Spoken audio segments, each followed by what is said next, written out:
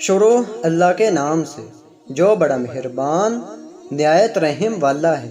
مسجد سے ایک انوکھا اعلان ہوا اور سننے والا ہر بندہ حیران رہ گیا۔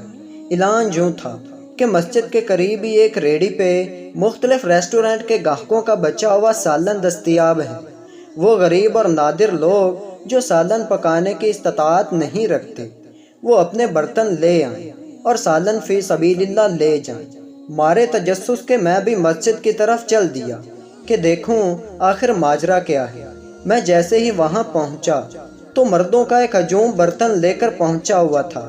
کوئی سالن لے کر گھر کو جا رہا تھا تو کوئی حاصل کرنے کی تگ و دو میں تھا۔ ریڑھی پہ 3 پتیلے پڑے ہوئے تھے، ایک پتیلے میں دال، دوسرے میں قورمہ اور تیسرے میں مختلف اقسام کی مکس سبزیوں کا سالن رکھا ہوا تھا۔ تھوڑی ہی دیر میں اس کے تینوں پتیلے خالی ہو گئے۔ سالن لے جانے والوں کے چہرے پر خوشی دیدنی تھی اور وہ سب دعائیں دیتے ہوئے جا رہے تھے۔ میں سالن بانٹنے والے کے پاس کھڑا ہو گیا اور اس سے استفسار کیا کہ یہ آئیڈیا اس نے کہاں سے لیا، تو اس نے کہا کہ بس جی ایک دن ہوٹل میں کھانا کھایا تو آدھے سے زیادہ سالن بچ گیا۔ میں نے سوچا کہ انہوں نے ویسے ہی ضائع کر دینا ہے، چنانچہ ایک ویٹر کو بلا کر سالن شاپر میں ڈلوایا اور کسی ضرورت مند کے گھر دے آیا۔ اس کام سے دل کو بہت خوشگوار راحت حاصل ہوئی اور یقین کریں سالوں سے نیند کی گولی کھا کر سونے کا عادی تھا، لیکن حیرت انگیز طور پر اس رات بغیر گولی کھائے بہت پرسکون ہو کر سویا۔ بس پھر اس سلسلے کو بڑھانے کا تہیہ کر لیا۔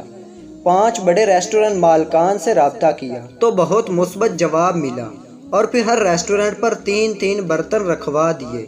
اللہ کا لاکھ لاکھ شکر ہے کہ میری وجہ سے بہت سے غریب گھروں میں بہترین کھانا پہنچتا ہے۔ وہ بتاتے ہوئے ایسے خوش ہو رہا تھا جیسے اس کی لاکھوں کی کمیٹی نکل آئی ہو۔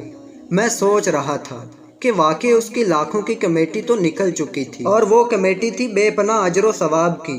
اللہ کے ہاں مقرب ہونے کے لیے ضروری نہیں کہ آپ کروڑوں روپے خرچ کریں یا سالوں سال مراقبے کریں۔ بعض اوقات ایک چھوٹی سی نیکی بھی ان سب نیکیوں کو مات کر دیتی ہے جن کے لیے ہم عمر بھر ریاضت میں گزار دیتے ہیں۔ آپ بھی اللہ کی مخلوق کے ساتھ روزانہ کی بنیاد پر کوئی چھوٹی سی نیکی کر کے دیکھیں، شاید یہی نیکی آپ کا جنت کا پلڑا باری کر دے۔ اللہ تعالیٰ آپ کو اور مجھے اس بات پر عمل کرنے کی توفیق عطا فرمائے، آمین۔